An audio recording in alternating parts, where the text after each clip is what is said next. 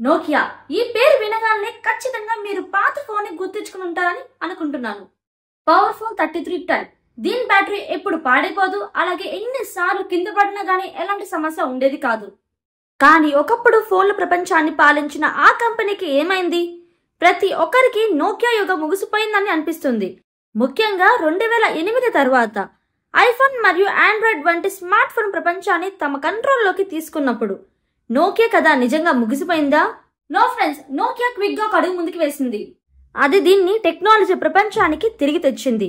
అవును, ఈ బ్రాండ్ ను మర్చిపోయిన వారు ఇప్పుడు నోకియా పేరు మళ్ళీ వింటున్నారు. ఇందుకు కారణం నోకియాకి 5G టెక్నాలజీలో జరిగిన గొప్ప పునరాగమనం. కొత్త టెక్నాలజీ, కొత్త ఉత్పత్తులు మరియు కొత్త నాయకత్వంలో నోకియా పరిశ్రమలో ఇంకా పవర్ఫుల్ ప్లేయర్ గా ఉందని నిరూపించింది. కానీ క్వశ్చన్ ఏంటంటే, నాశనం అవుతున్న స్థితిలో ఉన్న ఒక కంపెనీ బిగ్ కంబ్యాక్ ఎలా ఇచ్చింది? ఈ వీడియోలో నోకియా గురించి కంప్లీట్ స్టోరీ తెలుసుకుందాం. టెలికాం కంపెనీ నోకియా షూస్ ని అలాగే రబ్బర్ ని పేపర్ తో ఎలా తయారు చేసిందో ఊహించగలరా? ఎస్, ఇది వింతగా అనిపించినా కానీ నిజమే. కానీ నోకియా ప్రయాణం 90s నుండి ప్రారంభమైంది. నోకియా ధైర్యవంతమైన అడుగు వేసి టెలికాం పరిశ్రమలోకి ప్రవేశించింది. అక్కడి నుంచి దీని నిజమైన ఎదుగుదల ప్రారంభమైంది. ఇప్పుడు ఆలోచించండి, 1996లో నోకియాకు 8.7 బిలియన్ ఆదాయం ఉండేది. తర్వాత మొబైల్ ప్రపంచంలోనే అద్భుతమైన ప్రభావం చూపింది. 2008 నాటికి 74 బిలియన్ కి మించిపోయింది. నోకియా ఫోన్లు ప్రపంచానికి ఆ స్థిరత్వం మరియు నమ్మకాన్ని ఇచ్చాయి. ఇలాగా మరెవ్వరు ఇవ్వలేదేమో. దాని బలమైన డిజైన్ మరియు దీర్ఘకాలిక బ్యాటరీ కోసం ప్రతి ఒక్కరూ దీని అభిమానులుగా మారారు. కానీ టెక్నాలజీ మారినట్లు ప్రజలు అభిరుచులు కూడా మారాయి. ఇక్కడ నోకియాకు నిజమైన సవాల్ ఎదురైంది. ఒకప్పుడు అది నోకియాకు అతిపెద్ద బలంగా ఉండేది. ఇప్పుడు అది దానికే భారంగా మారింది. మొబైల్ పరిశ్రమలో నోకియా రాజుగా ఉన్న స్థాయి నుండి నెమ్మదిగా ముగిసిపోయింది. ముఖ్యంగా 2007 జనవరి 9న ఆ రోజు మొబైల్ పరిశ్రమకు ఒక పెద్ద మలుపు నిలిచింది. ఎందుకంటే అదే రోజున స్టీవ్ జాబ్స్ ప్రపంచం ముందుకు తన తొలి ఐఫోన్ ను ప్రారంభించారు. అది కేవలం ఒక కొత్త ఐఫోన్ మాత్రమే కాదు, మొబైల్ టెక్నాలజీలో ఒక కొత్త విప్లవం కూడా. ఎందుకంటే ఐఫోన్ సన్నని డిజైన్, టచ్ స్క్రీన్ మరియు ఈజీగా పనిచేసే వినియోగదారు అనుభవాన్ని పరిచయం చేసింది. ఇది ఆ కాలంలో ఉన్న అన్ని ఫోన్లతో పోలిస్తే పూర్తిగా భిన్నమైనది. ఈ కొత్త పరికరాన్ని చూసి ప్రజలు ఆశ్చర్యపోయారు. ట్రెడిషనల్ మొబైల్ ఫోన్ ఒక డెఫినేషన్ ని ఐఫోన్ మార్చేసింది. కానీ మరొక వైపు ఆ సమయంలో మొబైల్ పరిశ్రమలో రాజుగా ఉన్న నోకియా ఈ కొత్త ప్లేయర్ ని తీవ్రంగా పరిగణించలేదు. వారికి ఐఫోన్ యొక్క టచ్ స్క్రీన్ ప్రాక్టికల్ కాదు మరియు దాని తయారు చాలా ఖర్చుతో కూడుకున్నదని అనిపించింది. నోకియా ఇంజనీర్లు కూడా చెప్పారు ఐఫోన్ తమ డ్రాప్ టెస్ట్ ను దాటలేదని. అది వారి ప్రకారం ఫోన్ యొక్క మెయిన్ సెల్లింగ్ పాయింట్ అని భావించబడింది. ఐఫోన్ యొక్క సన్నని మరియు నాజుకైన డిజైన్ సాధారణ ప్రజల కోసం సరిపోయేది కాదని వారు అనుకున్నారు. కానీ రియాలిటీలో నోకియా పూర్తిగా మిస్అండర్స్టాండింగ్ చేసుకుంది. ఇప్పుడు ప్రజలు బలమైన ఫోన్లు కాకుండా సన్నగా మరియు స్టైలిష్ ఫోన్లను ఎక్కువ ఆకర్షిస్తున్నారు. నోకియా ఇంకా ఆ అవగాహనలోనే ఉంది. అదే సమయంలో ఐఫోన్ మార్కెట్లో తన స్థానం నిరూపించుకుంటూ ఉంది. వినియోగదారులు టచ్ స్క్రీన్ యొక్క కొత్త అనుభవాన్ని చాలా ఇష్టపడ్డారు మరియు అలాంటి స్మార్ట్ ఫోన్ కోసం డిమాండ్ పెరిగిపోయింది. ఈ సందర్భంలో కూడా నోకియా దాన్ని టెంపరీ ట్రెండ్ గా గమనించి లెక్కే చేయలేదు. నిజానికి ఇది ఒక ట్రెండ్ కాదు, ఒక కంప్లీట్ టెక్నాలజీ మార్పు అని చెప్పాలి. సుమారు ఒక సంవత్సరం తర్వాత నోకియా తన తప్పు అర్థం చేసుకొని ఇది మొబైల్ మార్కెట్ యొక్క భవిష్యత్తుని గ్రహించింది. కానీ అప్పటికీ ఆలస్యమైంది. ఐఫోన్ మార్కెట్ ఆక్రమించుకుంది మరియు ఇతర పోటీదారులు కూడా స్మార్ట్ ఫోన్ తయారు చేయడం ప్రారంభించారు. ఉదాహరణకు 2008లో HTC మరియు గూగుల్ కలిసి ప్రపంచంలో తొలి డేస్డ్ Android smart phone T-Mobile G1 ని ప్రారంభించారు. ఇది ఐఫోన్ కు డైరెక్ట్ కాంపిటేటర్ గా మారింది. కానీ క్వశ్చన్ ఏంటంటే, ఈ మారుతున్న ఎరాలో నోకియా ఎలా స్పందిస్తుంది? ఎందుకంటే నోకియాకి ఒక ఐఫోన్ తోనే కాదు ఛాలెంజింగ్, ఇప్పుడు ఆండ్రాయిడ్స్ తో వస్తున్న ప్లేయర్స్ అందరికీ కూడా ఒక ఛాలెంజింగ్ రోలే. ఈ టచ్ స్క్రీన్ స్మార్ట్ ఫోన్లు మొత్తం మొబైల్ మార్కెట్ ను మార్చివేశారు. ఇప్పుడు నోకియా ఈ మార్పుతో సర్దుబాటు అవ్వాల్సిన అవసరం ఉంది. ఈ కఠినమైన పోటీ మధ్య నోకియా చివరకు ఒక సమాధానం ఇవ్వాలని నిర్ణయించుకుంది. 2009లో వారు N97 పేరుతో ఒక కొత్త స్మార్ట్ ఫోన్ ను ప్రారంభించారు. దీనిని ఐఫోన్ కిల్లర్ గా ప్రదర్శించారు. N97 తో టచ్ స్క్రీన్ తో పాటు ఒక సైడ్ అవుట్ కీప్యాడ్ కూడా ఉండేది. ఇది ఆ సమయంలో ఒక ప్రత్యేకమైన లక్షణంగా భావించబడింది. దీని వద్ద 5 megapixel camera 2x storage, GPS మరియు ఐఫోన్ తో పోలిస్తే మరిన్ని లక్షణాలు ఉన్నాయి. నోకియా దీని మీద చాలానే ఎక్స్పెక్టేషన్స్ పెట్టుకుంది, కానీ ఉన్న వాస్తవం చాలా భిన్నంగా ఉంది. ఐఫోన్ వినియోగదారులు మృదువైన అనుభవాన్ని ఇవ్వడానికి దృష్టి పెట్టినప్పుడు N97 యొక్క టచ్ స్క్రీన్ లో చాలా అనురూపంగా లేదు. దీనికి అదనంగా ఈ ఫోన్ యొక్క ప్రధాన లక్ష్యమైన స్లైడ్ అవుట్ కీప్యాడ్ కూడా పూర్తిగా విఫలమవుతుంది. N97 లో చాలా లోపాలు ఉన్నాయని చెప్పవచ్చు, కానీ దీనికి విఫలమైన ప్రధాన కారణం దాని ఆపరేటింగ్ సిస్టమ్ అయిన Symbian. నోకియా కావాలనుకుంటే మారుతున్న ట్రెండ్ ని పరిగణంలోకి తీసుకొని ఆండ్రాయిడ్ ను తన స్మార్ట్ ఫోన్ కోసం ఎంచుకోగలదు, కానీ అలా చేయలేదు. ఈ Symbian OS ను నోకియాతో పాత ఫోన్లలో ఉపయోగించలేదు. 2009 స్మార్ట్ ఫోన్ ని చూస్తే ఇది పూర్తిగా పాతబడింది. ఇది కేవలం కాంప్లెక్సే కాకుండా ల్యాక్ ఆఫ్ ఫ్లెక్సిబిలిటీ కూడా లేకపోయింది. దీనివల్ల థర్డ్ పార్టీ యాప్స్ డెవలపర్స్ కి Symbian యాప్లు తయారు చేయడం చాలా కష్టమైంది. ఈ కారణం వల్ల N97 ప్రారంభించారు. నోకియాకి ఉన్న ఆన్లైన్ యాప్ స్టోర్ లో కేవలం 500 యాప్లు మాత్రమే అందుబాటులో ఉండేవి. ఆ సమయంలో యాపిల్ యొక్క యాప్ స్టోర్ లో 1,00,000 కంటే ఎక్కువ యాప్లు ఉన్నాయి. ఈ విధంగా ప్రజల ఆసక్తి నోకియా N97 పట్ల తగ్గడం ప్రారంభించింది. ఈ కంపెనీకి ఇది ఒకటే వారి సంపాదన సాధించే మార్గమని అనిపించింది. ఈ స్మార్ట్ ఫోన్ ఐఫోన్ తో పోటీ చేస్తుంది, కానీ నోకియా ఒక గొప్ప బ్రాండింగ్ మరియు టచ్ నాచ్ హార్డ్వేర్ నాణ్యత ఉండగానే N97 తీవ్రమైన విఫలమైంది. కంపెనీ ఆదాయం 23% నుండి 57 బిలియన్ కి పడిపోయింది. ఇది గత ఏడాది 74 బిలియన్ గా ఉంది. ఇది మార్కెట్ లో నోకియాకి ఒక పెద్ద షాక్. దీనివల్ల కంపెనీ మొదటిసారి అర్థం చేసుకుంది ఈ కొత్త సాంకేతిక యుగంలో వారు చాలా వెనుకబడున్నారని. Symbian OS ఒకప్పుడు వారి అతిపెద్ద బలమైంది, ఇప్పుడు వారి అతిపెద్ద బలహీనతగా మారింది. బేసిక్ గా కంపెనీ అన్ని విషయాలను కొత్తగా ప్రారంభించాల్సిన అవసరం ఏర్పడింది. ఈ సమయంలో నోకియా ఒక పెద్ద నిర్ణయం తీసుకొని స్టీఫెన్ ఎలోప్ ను కొత్త సీఈఓగా నియమించింది. మైక్రోసాఫ్ట్ లో బిజినెస్ విభాగం ప్రధానిగా చేసిన ఎలోప్ నోకియా సీఈఓగా ఎక్స్చేంజ్ ఏజెంట్ గా నియమించబడ్డాడు మరియు నోకియాకు ఒక కొత్త దిశని ఇవ్వాలని ఆశించాడు. కంపెనీ యొక్క చెడ్డ పరిస్థితిని చూసి ఎలోప్ తన మొదటి రోజే అన్ని ఉద్యోగాలతో ఒక బలవంతమైన సమావేశానికి పిలిచాడు. ఈ సమావేశంలో ఆయన బర్నింగ్ ప్లాట్ఫామ్ స్పీచ్ ఇచ్చాడు. ఇది కంపెనీలో సంచలనం సృష్టించింది. వాస్తవానికి ఎలోప్ స్పష్టంగా చెప్పారు, మనం ఒక బర్నింగ్ ప్లాట్ఫామ్ మీద నిలబడ్డాము. మనం ఎప్పుడు అనుకోలేదు యాపిల్ స్మార్ట్ ఫోన్ మార్కెట్ ను తిరిగేసిద్దని మరియు డెవలపర్లు ఒక శక్తివంతమైన ఎకోసిస్టమ్ లో ఆహ్వానించింది. ఈ ప్రసంగంలో ఎలోప్ సింబియోసిస్ OS యొక్క లోపాలను కూడా హైలైట్ చేశారు. ఆయన చెప్పింది ఏంటంటే ఈ ఆపరేటింగ్ సిస్టమ్ ఇప్పుడు ఆధునిక స్మార్ట్ ఫోన్లకు అనుకూలం కావడం లేదు. అంతేకాకుండా కాంపిటేటర్స్ ఇక విభాగాలతో పరిమితం కాకపోయింది, కానీ ఎకోసిస్టమ్ ఒక పూర్తి యుద్ధాన్ని ఎదుర్కొంది. ఇందులో హార్డ్వేర్, సాఫ్ట్వేర్ డెవలపర్లు, అప్లికేషన్లు అన్ని భాగంగా ఉన్నాయి. ఎలోప్ ఒక ప్రసంగం నోకియా ఉద్యోగులు మరియు షేర్ హోల్డర్ల మధ్య తీవ్ర అసంతృప్తిని కలిగించింది. ఈ ప్రసంగం పబ్లిక్ కి రివీల్ అయినప్పుడు ఒక పెద్ద షాక్ కి గురైంది. ఈ విధంగా నోకియా బ్రాండ్ ఇమేజ్ కు భారీ నష్టం ఎదురైంది. కస్టమర్లు మరియు షేర్ హోల్డర్లు నమ్మకం తగ్గడం ప్రారంభమైంది. నోకియా స్టాక్లు కూడా పడిపోయాయి.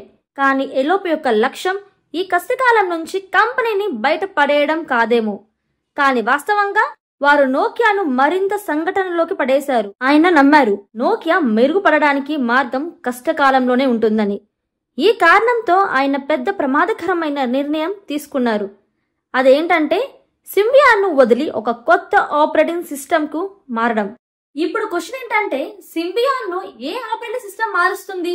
నేను చెప్పినట్లుగా ఆ సమయంలోనే ఆండ్రాయిడ్ ఇప్పటికీ మార్కెట్ లో వేగంగా పెరుగుతుంది మరియు అది యాపిల్ యొక్క iOS కి ఒక పెద్ద కాంపిటీటర్ గా మారింది. ఈ పరిస్థితిలో ఎలోప్ ఆండ్రాయిడ్ ను ఎంచుకోవాల్సి ఉంది. అయినా ఇది చేసి ఉంటే నోకియా స్మార్ట్ ఫోన్ మార్కెట్ లో ఇప్పటికీ రాజుగా ఉండేవారు.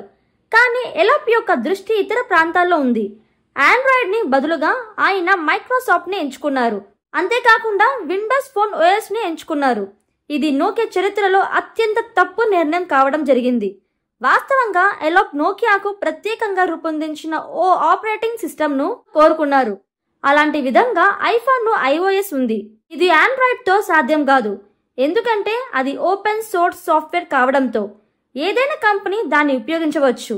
దానితో పాటు ఎలోప్ ఇప్పటికీ మైక్రోసాఫ్ట్ తో లోతైన సంబంధం కలిగి ఉన్నారు.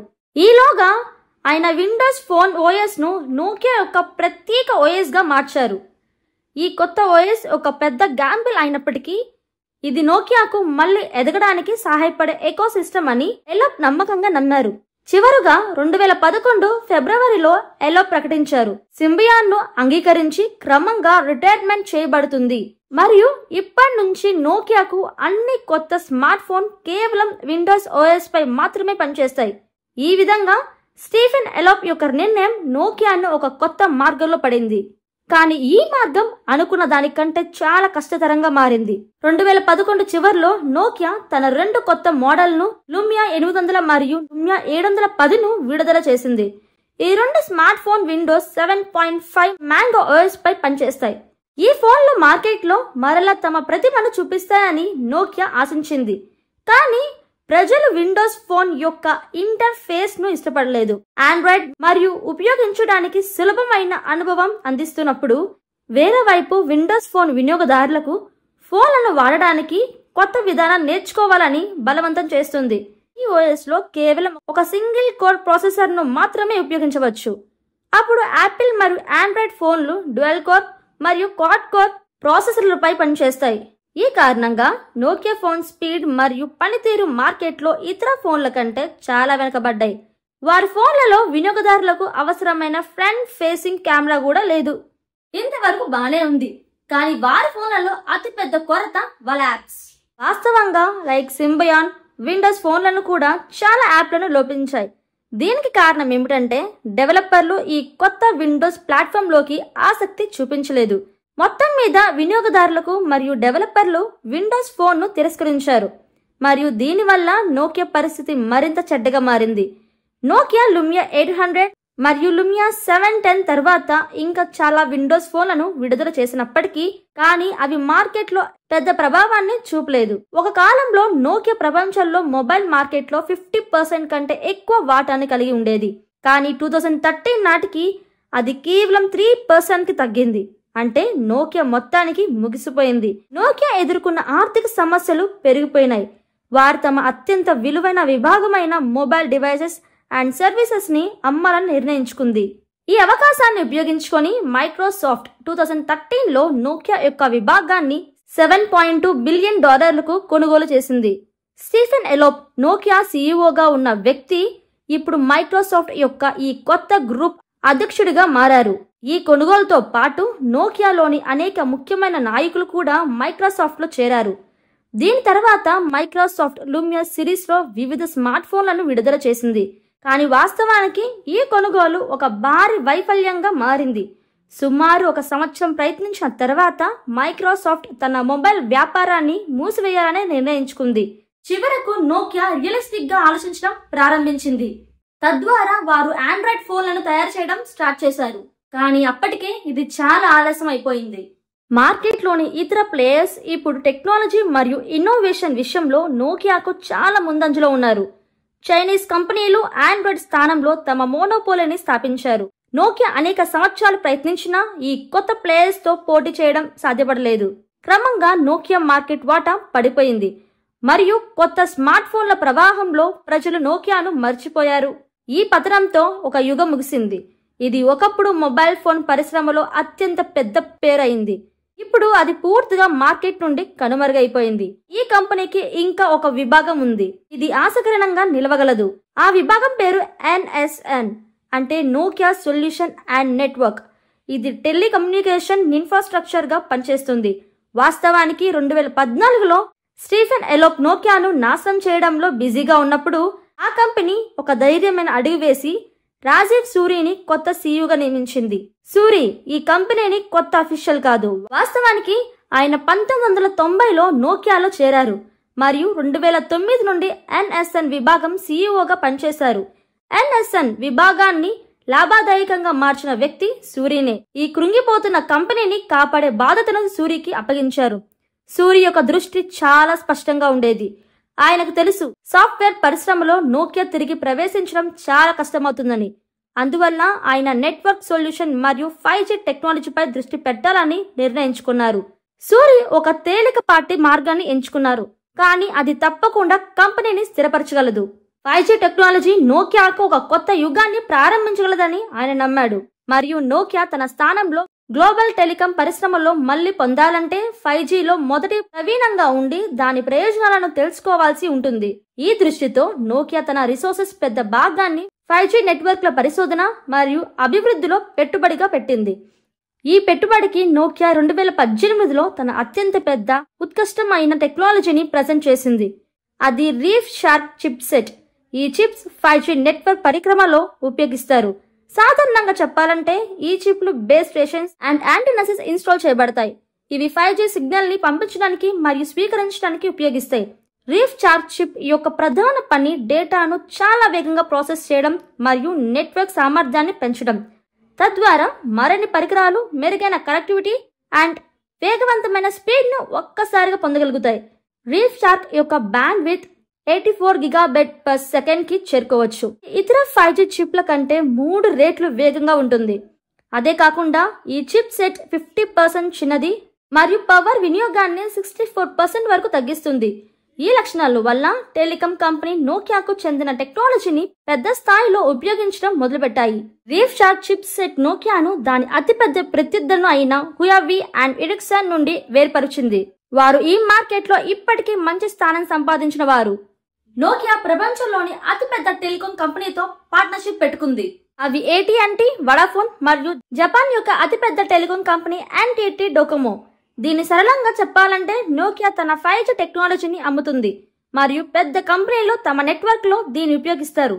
2020 నాటికి నోకియా ఇప్పటికీ 100కి పైగా టెలికాం కంపెనీలతో ఒప్పందం చేసుకుంది మరియు 2024 నాటికి ఈ సంఖ్య 300కి పైగా చేరుకుంది. ఈ రోజు నోకియా చైనాను విడిచి గ్లోబల్ 5G మార్కెట్ లో 29% వాటాను ఆక్రమించింది.